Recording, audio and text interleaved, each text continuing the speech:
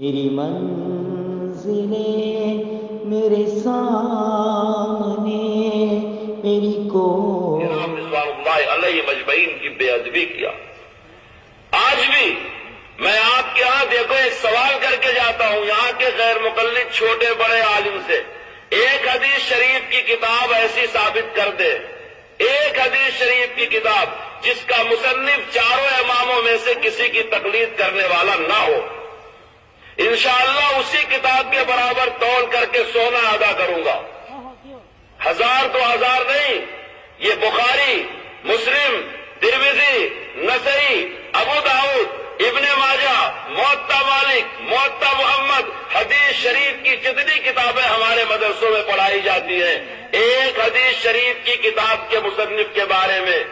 ثابت کر دے کہ یہ مصنف ائمہ اربعہ میں سے کسی کا مقلد نہیں تھا، انشاءاللہ اسی کتاب کے برابر تول کے سونا دینے کا وعدہ معصوم ثاقب میسور میں کر کے جاتا ہے.